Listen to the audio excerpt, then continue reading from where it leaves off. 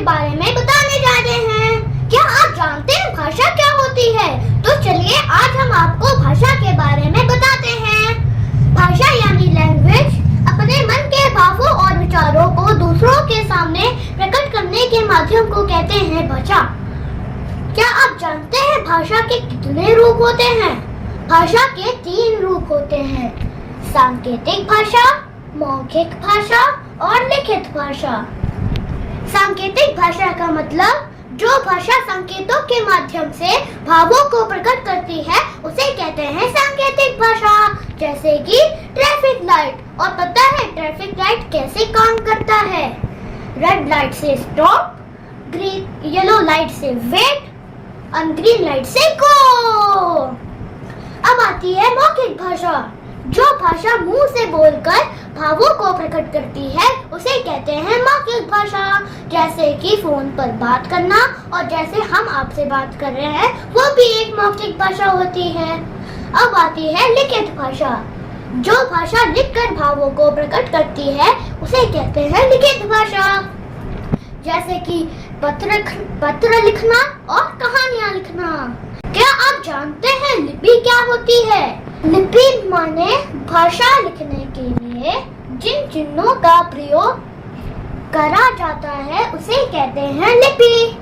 और पता है हमारी जो हिंदी है जो किस लिपि में लिखी गई है? देवनागरी। हमारी जो हिंदी है वो देवनागरी लिपि में लिखी गई है। और पता है हमारी जो हिंदी है वो देश की राज्य भाषा है।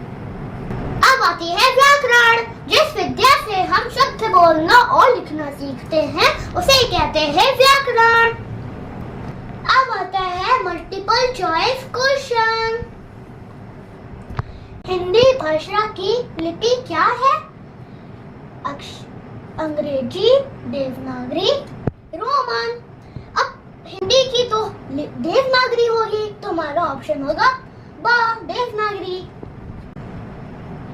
ईश्वर ने बोलने का वरदान किसे दिया है? जानवरों को, पक्षियों को या मनुष्य को?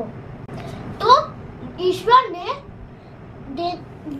बोलने का वरदान मनुष्य को दिया है। जैसे कि हम आपसे बात कर रहे हैं, ये तो मनुष्य ने तो दिया है।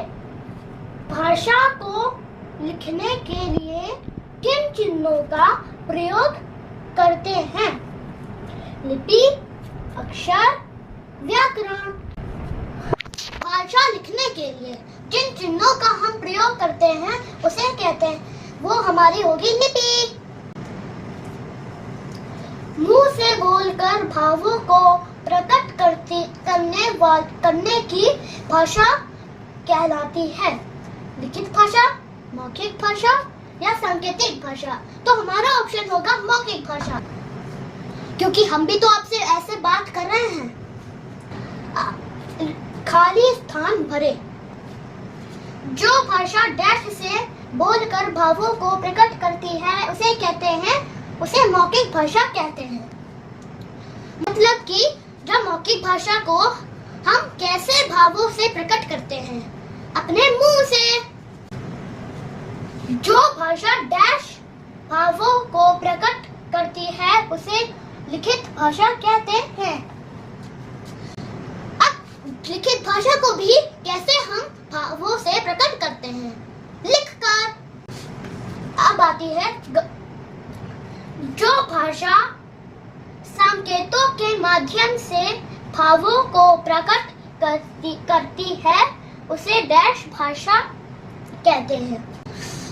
कैसे? संकेतों से कौन सी वैसी भाषा है? तो यहाँ पे आएगा सांकेतिक भाषा। कहते हैं डैश हमारी देश की राज्य भाषा है। क्या आप जानते हैं हमारे देश की राज्य भाषा कौन सी है? हिंदी हमारी देश की राज्य भाषा है। अब प्रायः सभी भाषाओं की डैश अपनी अपनी डैश होती है। मतलब कि अपनी अपनी क्या होती है भाषाओं की? भाषा लिखने के लिए जिन चिन्हों का हम प्रयोग करते हैं उसे कहते हैं लिपि। तो यहाँ पे आएगा लिपि। नीचे लिखे वाक्यों में सही और गलत लगाइए। भाषा के दो रूप होते हैं। नहीं, गलत है। भाषा के कितने रूप होते हैं? 3 रूप होते हैं। हिंदी की लिपि देवनागरी है। सही, क्योंकि हिंदी की भी तो लिपि देवनागरी तो होती है। व्याकरण भाषा का शब्द ज्ञान कराती है। सही है, क्योंकि व्याकरण भाषा सही शब्द ज्ञान कराती है। अंग्रेजी हमारी राज्य भाषा है। क्या अंग्रेजी हमारी राज्य भाषा है? नहीं, गलत। हमारी देश की राज्य भाषा हिंदी है। आई होप अगर आपको भाषा के बारे में समझ आ गया होगा तो हमारे चैनल को सब्सक्राइब और लाइक करिएगा। धन्यवाद।